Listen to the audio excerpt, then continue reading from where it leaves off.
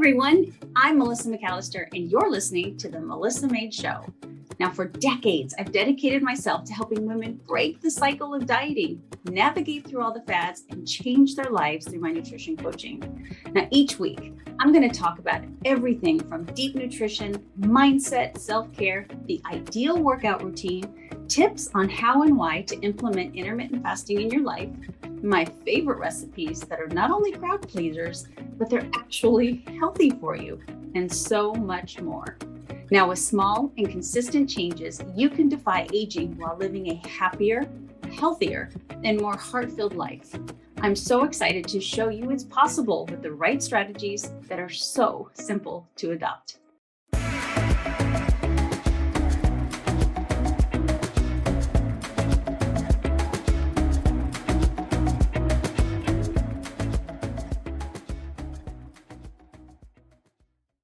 Welcome to the Melissa Made Show, and today we're going to talk about hunger. Did me saying that make you hungry? So before we kind of get into maybe some tips and tricks on how to really understand when we're hungry versus when we're not, I do want to share with you, and it may not be real popular, but I think one of the most important things that we can do when it comes to hunger is to really change the way that we talk about it.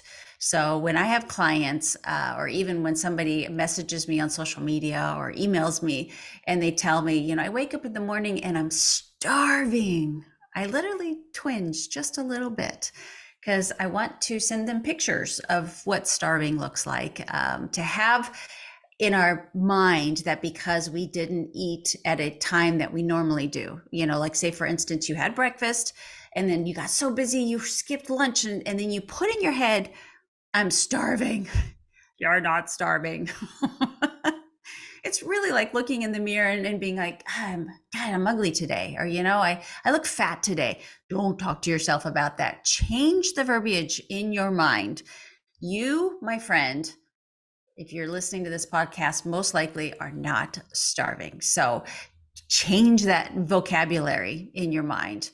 Not only that, but I also think it's really important that we as, very healthy, for lack of a better word, lucky people that get to live the way that we do, that we keep a journal and remind ourselves of the mood that we have before we eat.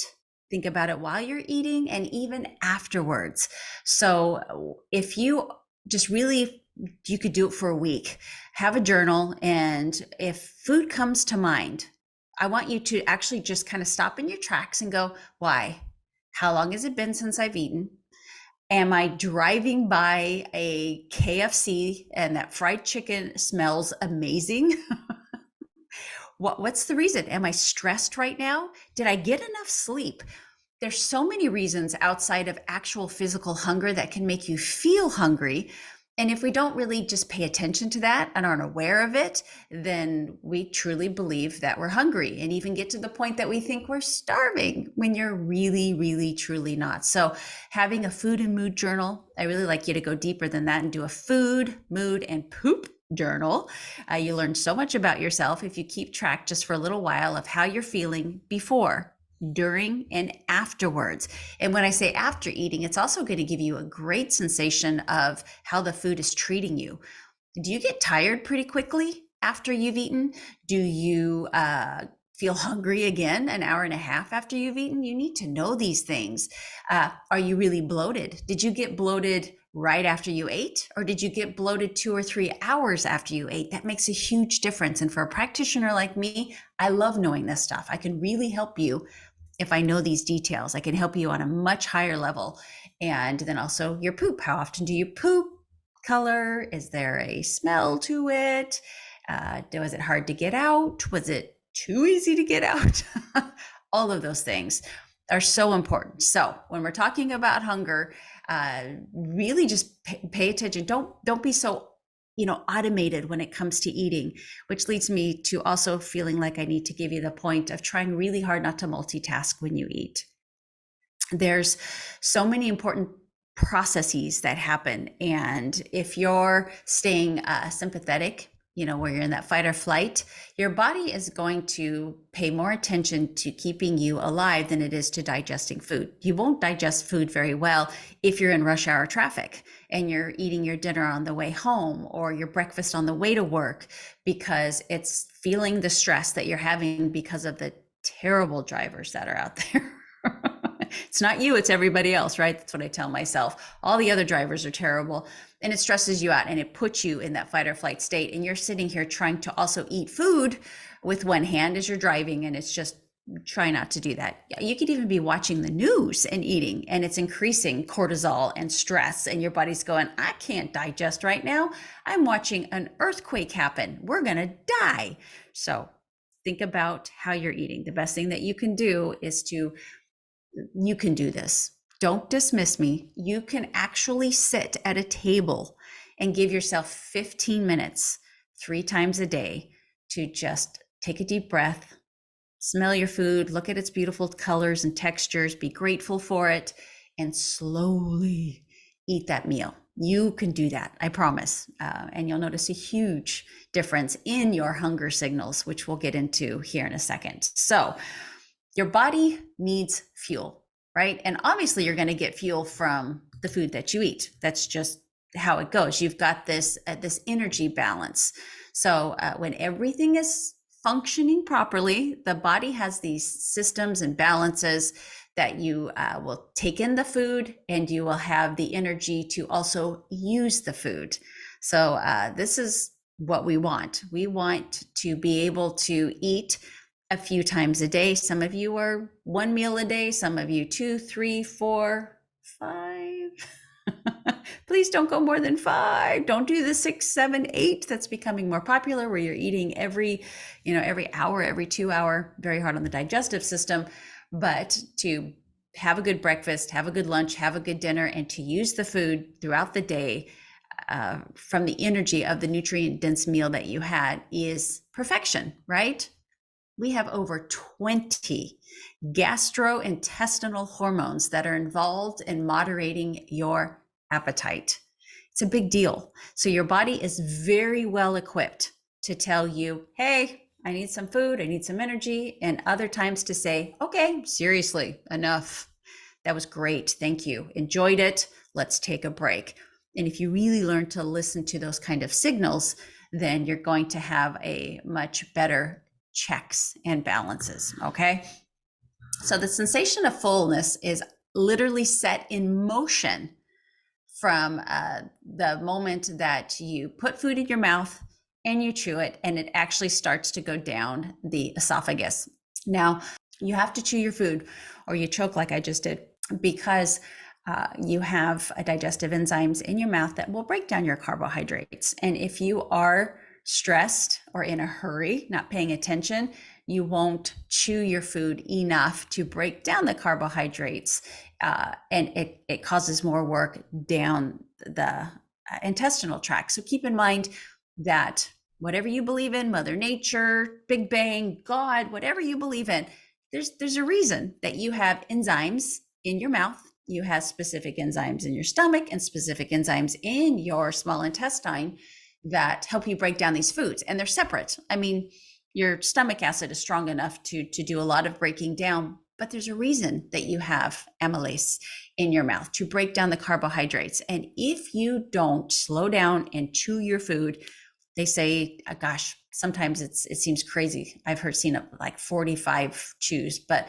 the alphabet depends. I mean, it depends on if it's a piece of steak or if it's a noodle, right? But you know when it's broken down and you don't have to actually make effort to swallow, and you just feel that big old wad of food just kind of force its way down your esophagus, you're not chewing enough. Okay, so I digress on that. But that is the moment that, digestion and the sense of fullness starts to happen right in your mouth. So you really need to chew your food good.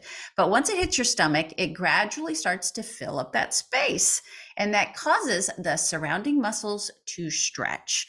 Now, This is not something I studied before this, so I can't give you a very super educated answer to this. But the whole, you stretch your stomach out, and if you don't eat, it shrinks back down. There is truth to that. It's a muscle is a muscle.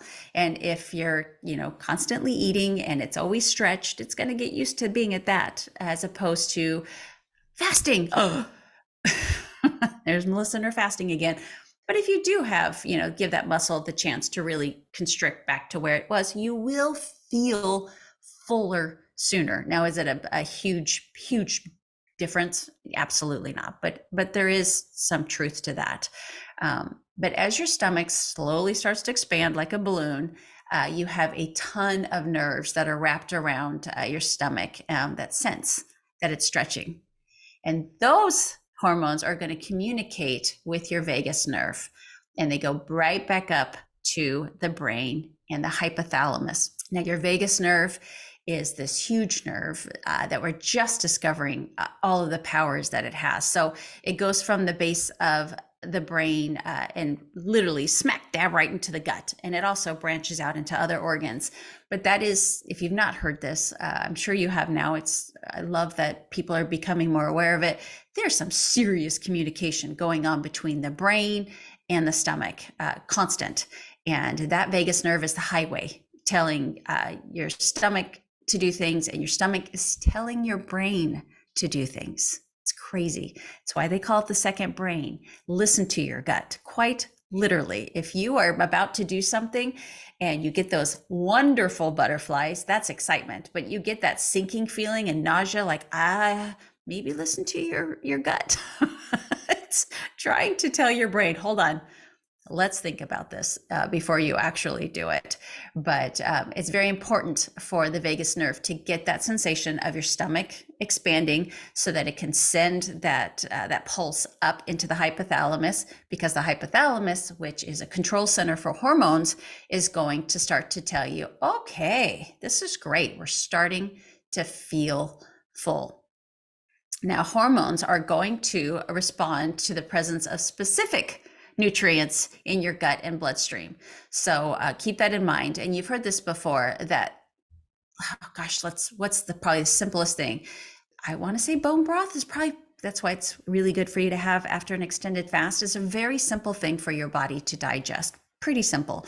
So your body is going to, sense that bone broth going through your system pretty quickly, as opposed to sitting down and having an 8-ounce steak with some complex carbohydrates and, some good old healthy fats on there. That's a meal that's going to sit there for a while, and it will tell your body, okay, I'm going to be satiated longer, because it does notice that these foods stick in your stomach longer than other foods, which is why it's important, especially if you're trying to lose weight and that hunger is just getting to you, to have lots of protein and to have a lot of fiber in your diet, because those two things are going to help keep you feeling full longer and keeping the hunger away longer. Okay.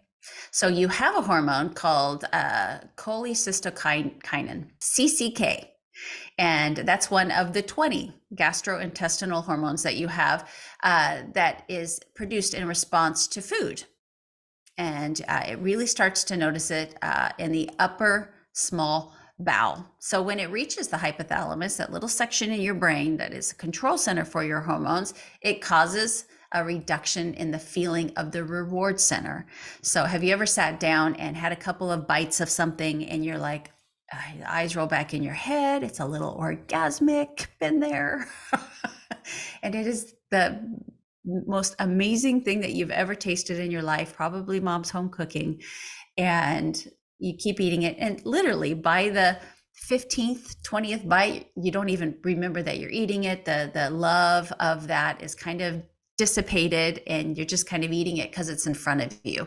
CCK has a lot to do with that. So you're going to notice that's why people say when it comes to dessert, just have those first couple of bites, really enjoy them, and then set it down, because from that point on, that reward center, that this is amazing, really starts to go away, and you're not getting the pleasure from the food that you want to get anymore, and it just kind of becomes routine. You're talking to people and you just continue to eat it without even really, really enjoying it. And that's not what we want. So from that point on, CCK also slows down the movement of food from the stomach into the intestine. So it slows your motility, which is also a good thing because it's going to help you feel full longer. And so CCK is a very important satiety hormone that we want to have. But keep in mind, there's nothing that you can't eat really, really fast and then hope to feel full fast. I am a volume eater and I am a very quick eater. And so one of the things that I've learned for myself is, it's why you always hear me say always start with a salad, is because that's, voluminous. I'm thinking of hair now. There's a lot of volume in a salad and it takes a while to eat. There's lots of nutrition in a salad. And so I have that first because it sets me up while I'm waiting for dinner to come and starts that fullness sensation. I know I've had something very healthy for me and it keeps me busy, keeps my hands out of the bread basket or the chips and queso.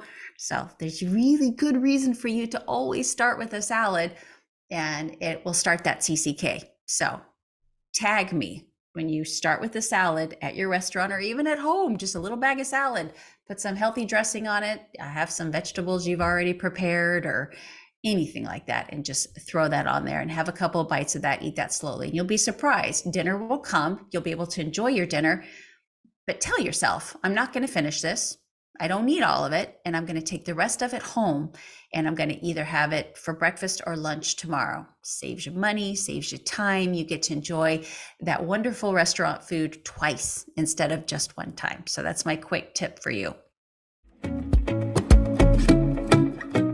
Have you tried countless diets, but you're still seeking your nutrition sweet spot? Are you trying to get results on your health journey to feel your best without being too restrictive?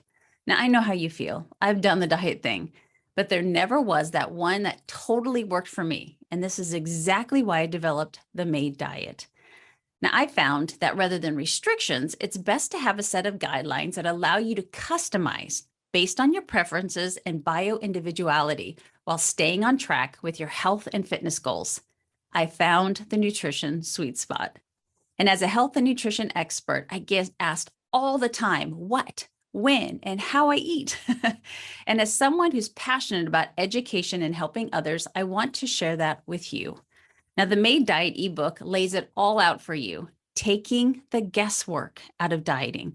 The MAID Diet is a lifestyle plan that incorporates moderate protein, adequate fat, decreased carbs, and an introduction to intermittent fasting. The ebook gets right down to business by answering your most frequently asked questions. It includes thoughtfully designed recipes and a 7-day sample meal plan to start you off right. It will honestly kickstart your weight loss journey and have you losing inches in your very first week. Now, intermittent fasting combined with these nutritional guidelines is honestly the piece that so many people have been missing when trying to get results. This ebook has all the information you need in a format that is condensed and to the point so that you can get to your results. If you're ready to get started, the MAID Diet ebook is available immediately on my website for just $9.99. So head over to melissamaidonline.com/MAID Diet to take action towards feeling your best today. And once you do, oh my gosh, please let me know it's working for you. I am so honored to be a part of your health journey. Okay, back to the show. So, once nutrients and gastrointestinal hormones are present in your blood, they trigger the pancreas to release insulin. Oh, there's insulin, which insulin is so important and such a good hormone. But what we've done with our standard American diet is we've made it so that we stimulate insulin too often, which makes us insulin resistant, which if you hear anybody in the nutrition space talk about, insulin resistance is the start of many, if not most, of autoimmune disorders. So we want to stay insulin sensitive by not releasing it constantly, which again, time between meals, considering a little bit of intermittent fasting every single day is one of, if not the best way to become insulin sensitive. But your fat cells have a hormone in them as well called leptin. And I'm sure you've heard of that. That is your satiety hormone or your satiety hormone. And we want leptin release. So when insulin is released, it also stimulates the fat cells to release leptin. Now, I did find one study. I will link it. It's only 90 something people, and these people kind of regulated what they ate. So more of an observational study, but there's truth to it. I'll just say that there is truth to it, that obesity is associated with increased serum leptin levels and insulin resistance, which makes sense. If you have a lot of extra adipose tissue, fat tissue on your body, you're going to release more leptin, which your body, just like insulin, is going to be like, that's a lot of leptin, and I'm kind of sick of all of this leptin, so I'm going to start to ignore it. It's like that screaming child, right? Eventually, you just kind of tune the child out. It's what the body does with hormones when there's just too much. It just starts to ignore it. So insulin will be raised, which will also cause the leptin. And over time, you think the more leptin you have in your body, the more satiated or the more satiety feeling you would have, but your body just does what it does, like it does with insulin, and just starts to ignore it. And that's not what we want. We want to be leptin sensitive, and we want to be insulin sensitive. And that's going to happen by having a few meals a day that give your body a break from that constant release of all of these hormones. And I've said this in past podcasts as well, even your enzymes and your emulsifiers and your stomach acid, all that stuff needs a break. The hormones need a break. All of that needs a break in order for your body to kind of reset, to rest, to be able to do it again. It is so much energy to digest food, so much energy. And we spend so much of our energy digesting this food instead of putting that energy in other areas that really need attention as well. So have you ever heard of the Pavlovian appetite behavior? So I think it's Pavlov was a doctor, and it started off with, the dog starting to drool when they would hear a bell, because that was their trigger to food was coming. Have you ever been driving across the United States and you can go into these little tiny small towns that you can get a duck to go ring a bell to get food? I mean, it's that trigger. We have that as well. And so to understand the difference between true hunger and then just having this trigger that makes us hungry. How many of you, now this is me, I'm not saying it's right or wrong, 11 o'clock, man, if I haven't eaten by 11, my body will tell me you are hungry, because that's when I legitimately feel hungry. I wake up in the morning, have my water, have my coffee. I will do my workout, and then I will come inside. And if I work out a little bit earlier, dude, I'm fine. 2 hours, 90 minutes, hour, doesn't matter. But when 11 o'clock hits, I'm hungry. If I work out a little bit later, and I come in and there's only 30 minutes till 11, I get hungry what feels like sooner after my workout, just because my body is used to that time. Now for me, that I'm breaking a fast. I'm breaking about a 16-hour fast. So I know I'm legitimately hungry. But there's also times when I'm on vacation or I'm with friends and I meet for breakfast and I eat, like on a trip earlier. Like I just came back from Whistler and the breakfast was included, and you bet I'm going to eat it, because that resort was really expensive. The buffet, I think, was $55, but it was included. So yeah, I'm going to eat it. So I was eating early. And so coming back, when I woke up, I'm like, I was hungrier sooner, not because my body really truly was, just because I got into the habit of it. So keep in mind, when I'm asking you to keep a journal of how you eat, when you eat, what your poop looks like, are you bloated? Are you hungry soon after? Are you satiated for a long time? All that stuff. So important. Pay attention to what time is it?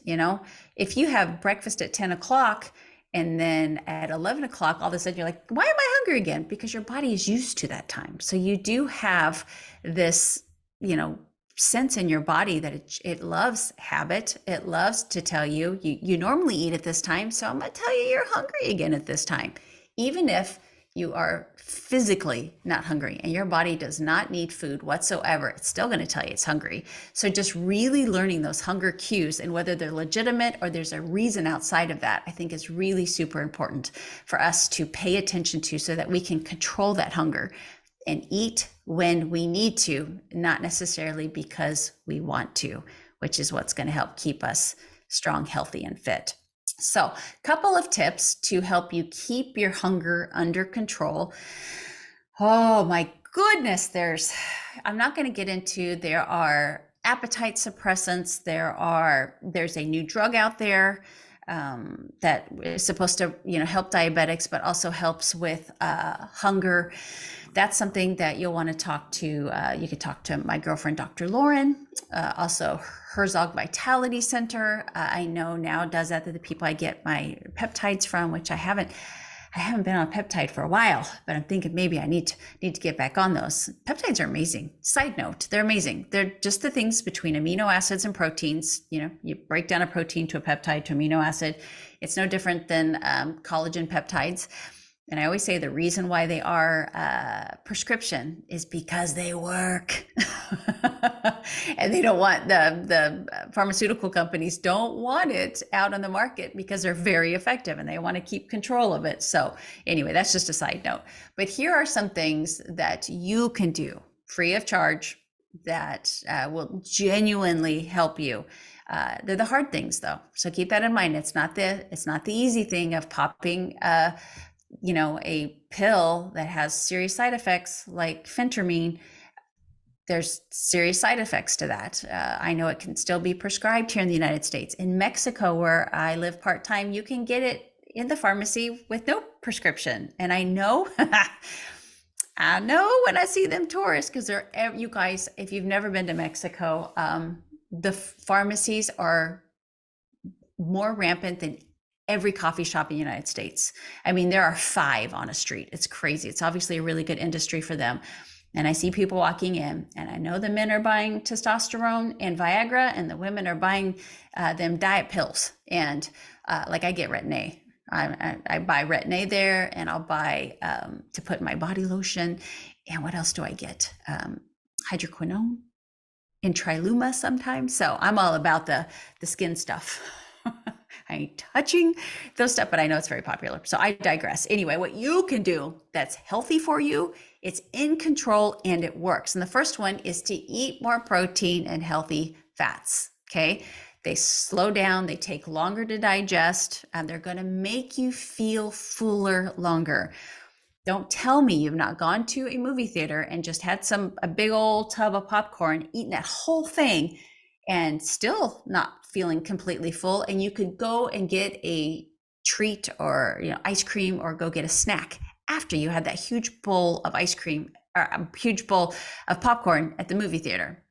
Get the healthy fats and the proteins in with every single meal, okay? And drink water before every meal. Now, I want to caveat this by saying that if you do have lower hydrochloric acid, which is pretty common, you don't want to dilute that. So have water, like an hour before, like have a big old glass of water. But when you're eating, really try to just sip on water and not overdo the water, because it will dilute your hydrochloric acid even more, making it harder for you to digest the proteins. Remember, carbohydrates, proteins in your stomach, and then fats in your small intestine.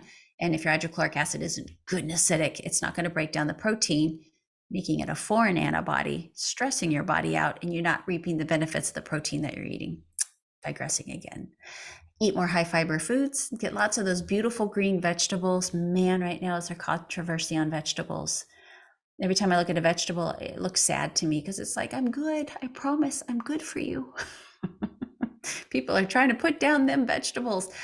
It's the last thing we need to worry about, folks. We need to worry about the chips, the pastries, the cereals, the desserts, the cookies, the candies. That's what we got to worry about. We don't have to worry about the vegetables right now. That's the last thing. Exercise before a meal. Now, keep in mind, they always talk about, exercise working up an appetite. That's the phrase. You will work up an appetite if exercise is a regular part of your diet, because your body's going to need more energy coming in because more energy is coming out. But there are hormones that are released while you're exercising that actually will squash a little bit of that, of the sense of being hungry. So that's why for me, when I work out in the morning, I'm waiting an hour, 2 hours, sometimes longer if I get really busy before I eat, because I'm not hungry. That's my exercise is just taking that away, and I wait for it to come back because I genuinely want to be hungry. I want to eat when I'm hungry. My body tells me, hey, you're hungry. So exercise, even if it's just a walk, take a walk, and you'll notice that you won't feel so ready to just devour a huge plate of nachos. Instead, you just might have a human-sized portion, which I did not have in Whistler. We ordered this huge plate. It was $35 to give you an idea of nachos. And it was literally the size of a trash can lid. And I ate a lot. It was my dinner. And it was really good. Drink herb mate tea. Herb mate tea. YERBAMATE. Herb mate. In a previous episode where I talked about natural ways to raise metabolism, suppress hunger, herb mate actually has some science in it to help with the feeling of being hungry. Again, it's minute, but it's a tea and it's good for you anyway. I think you could, there's one in McKinney, a tea company. Maybe you can Google it. I don't have it in front of me. But it's a tea company in McKinney, Texas, which is literally down the street from me. But I bought it on the internet. And it's a juicy fruit flavored herb mate tea. It's beautiful. It's got all these flowers and fruits and the tea in it. And you steep it, and it tastes a little bit like juicy fruit gum. So think McKinney, Texas, herb mate, juicy fruit. And I'm sure it will come up if they still sell it, but it's really good, really good. Have that before you're ready to eat to help, keep that hunger at bay, and you don't feel ravenous. Have some ginger. Ginger calms the stomach. It helps with digestion. And there's just something about ginger. Mint has that same effect too. You could have some ginger tea. You could have some mint tea. That just gives you that sense of taking that overwhelming sense of thinking that you're starving to death away. Mindful eating. Okay. We talked about the vagus nerve. If you go just below your ear and behind your ear and below a little bit and rub, you actually activate the vagus nerve, which might help calm you down. Say grace or be grateful for the food. Like I said, smell it, look at all the textures and the colors, and enjoy it. Enjoy your food. And I really want to encourage you to cook it, because you appreciate it so much more if you cook it, if it's your creation. I promise you, I'm a terrible cook. I don't care. Start playing with it. I'm going to do an episode on all of my favorite kitchen gadgets, because I'm a very simple cook, but I'm telling you, I'm good at it because I play with all of my kitchen toys that I have. And I am not afraid to use a million different seasonings to make that chicken breast that I've eaten 2,000 times taste completely different. So I will do an episode like that, I promise. And then also to stress less, okay? If you don't sleep well and you have a lot of stress in your life, that hunger is going to kick in, okay? And you know this. So do your best to get as good a sleep as you can, and also to try to reduce the stress in your life or learn ways to handle that stress better, okay? So I hope that kind of wakes you up to the world of hunger, and it's important. We here don't really experience hunger like some unfortunate people do. I want you to be careful with the words that you use to describe. I feel like it's almost disrespectful to say you're starving. You know what I mean?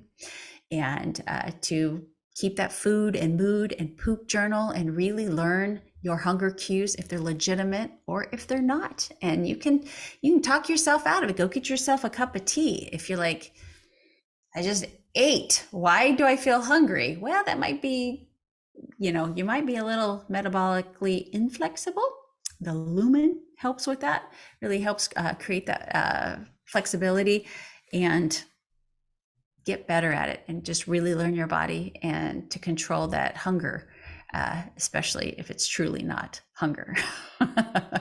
Anyway, love and appreciate you guys. I am recording this. We've been doing it a year. It's crazy to me.